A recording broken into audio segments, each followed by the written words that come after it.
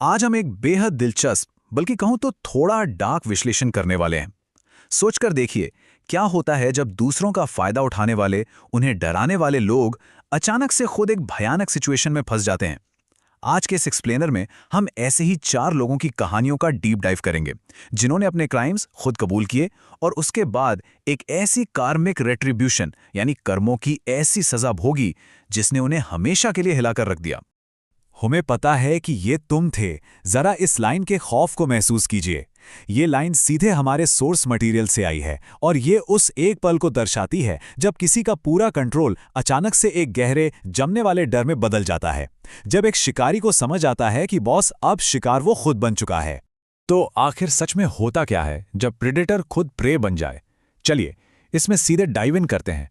हम इस कार्मिक रेट्रिब्यूशन के पैटर्न को 4 अलग-अलग केस स्टडीज से समझेंगे। ये चारों केसेस अलग हैं, मोटिव अलग हैं, लेकिन इन सबके साथ ऐसी घटनाएं घटी जिन्होंने ताकत का पूरा संतुलन ही पलट कर रख दिया।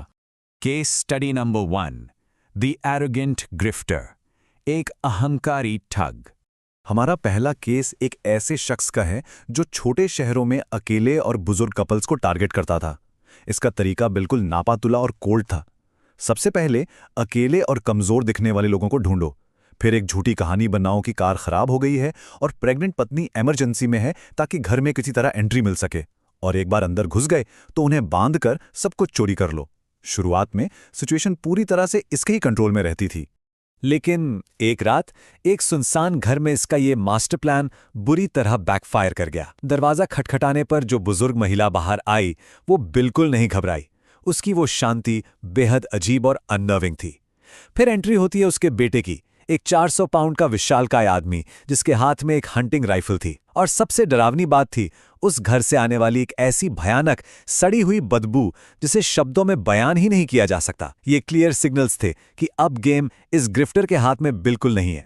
घबराकर जब उसने वहां से भागने की कोशिश की और दौड़कर अपनी गाड़ी तक पहुंचा तो वहां का मंजर होश उड़ा देने वाला था। चारों टायर्स पूरी तरह से काटे जा चुके थे। एस्केप रूट बिल्कुल खत्म हो चुका था। उसे जंगल की तरफ भागना पड़ा, अंधेरे में छुपना पड़ा, जबकि वो हंटिंग राइफल वाला बेटा अंधेरे में उसके बिल्कुल करीब से गुजरा। डर का वो एक पल उसकी जिंदगी का सबसे भयानक ट्रॉमा बन गया। आते हैं केस स्टडी नंबर 2 पर, द बोर्ड सिक्योरिटी गार्ड। अब ये केस थोड़ा अलग है। ये किसी पैसे की मजबूरी का नतीजा नहीं था, बल्कि सिर्फ और सिर्फ बोरियत से शुरू हुआ था। एक स्ट्रिप मॉल का ओवरनाइट सिक्योरिटी गार्ड, जिसे अपना काम इतना बोरिंग लगने लगा कि उसने टाइम पास और थ्रिल के लिए एक नया गेम शुरू कर दिया। उसने पहले कैमरा के ब्लाइंड स्पॉट्स को मैप किया, फिर वहां अजीब अजीब डांस मूव्स करके टेस्ट किया कि वो सच में कैमरा से छुपा है या नहीं, और तसल्ली होने पर वहां से महंगे आइटम्स चुराने शुरू कर दिए। इसकी एरोगेंस देखिए। जिस सिस्टम को प्रोटेक्ट करने के इसको पैसे मिलते थे, ये उसी को सेफली धोखा दे रहा था। लेकिन ये सुपीरियॉरिटी का नशा ज्यादा दिन नहीं चला। रात की ड्यूटी के दौरान मॉल में अचानक बच्चों के हंसने और फुसफुसाने की आवाजें आने लगीं। अंधेरे में एक डार्क शैडो जैसी चीज दिखी जो उसकी तरफ हाथ हिला रही थी। और फिर हॉरर अपनी पीक पर तब पहुंचा जब एक आवाज ने बिल्कुल साफ शब्दों में उसका पूरा नाम पुकारा।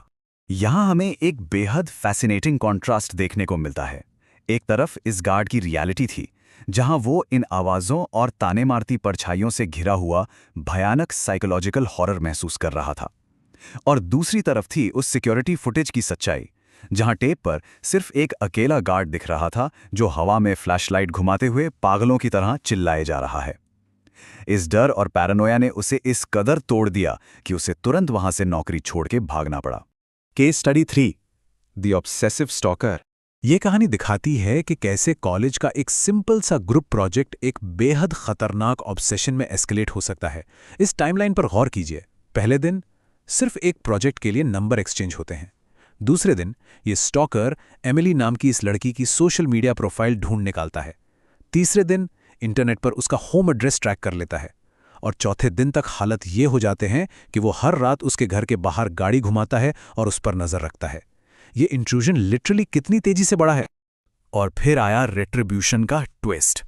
एक रात जब ये स्टॉकर अपने ही घर में अकेला था, अचानक उसे अपने कमरे की खिड़की पर किसी चीज के रगड़ने की आवाज सुनाई दी, जैसे कोई बाहर अंधेरे से उसके अंदर झांकने की कोशिश कर रहा हो। सोचो, जो हमेशा शिकार करता था आज वो अपने ही सेफ जोन में शिकार बन रहा था। ये परफेक्ट एग्जाम्पल है इस बात का कि पावर डायनामिक कैसे कंप्लीटली फ्लिप हो गया। पहले ये एक प्रेडेटर था जिसे एमिली के घर के बाहर आके एक रश ऑफ कंट्रोल मिलता था, और अब ये कंप्लीटली एक प्रे बन चुका था, अंधेरे में अपने ही घर में छुपता हुआ, जबकि बाहर कोई अनजान अग्रेसिव शख्स लगातार डोरबेल बजा रहा था और उसको टारगेट कर रहा था। इसे अपनी दवाई का ऐसा टेस्ट मिला कि डर के मारे इसने अपना घर ही छोड़ दिया और पेरेंट्स के पास चला गया। आखिरी और शायद सबसे disturbing case, the reverse thief. अब आप सोच रहे होंगे ये रिवर्स थीफ क्या बला है। ये वो लोग हैं जो खाली घरों में चोरी करने नहीं बल्कि अपनी कोई अजीब चीज वहां छोड़ने आते हैं, जैसे अनजान मेकअप या कोई कंबल। इनका मोटिव पैसे नहीं होता, इनका मकसद सिर्फ उस परिवार को डराना और उनके दिमाग से खेलना होता है। किसी अनजान परिवार की सेफ्टी को ब्रेक करके उनको साइकोलॉजिकली टॉर्मेंट करने से इनको एक बहुत डार्क थ्रिल मिलता था।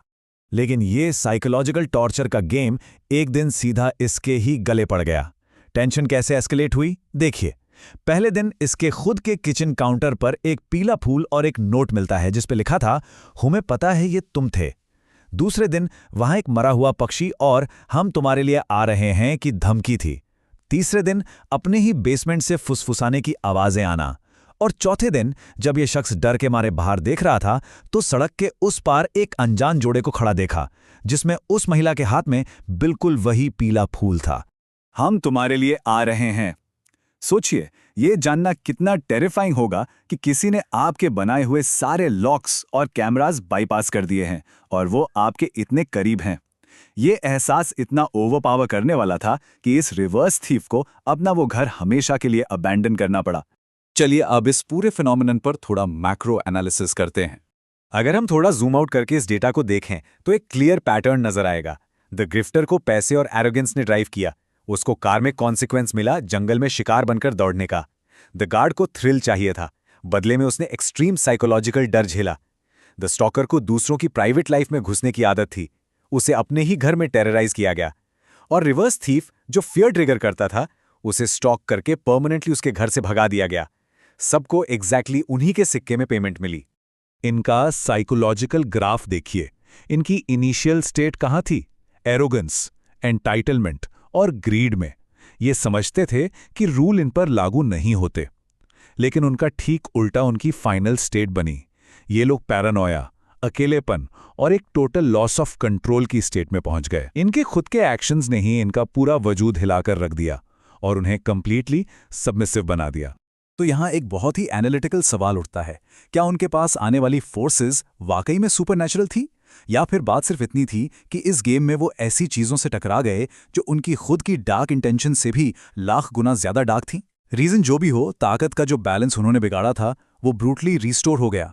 रिवर्स थीफ का ये रिफ्लेक्शन हमारे इस पूरे एक्सप्लेनर का परफेक्ट निचोड़ है। अपराध से कुछ हासिल नहीं होता, क्योंकि आखिर में आपको वही मिलता है जिसके आप हकदार हैं।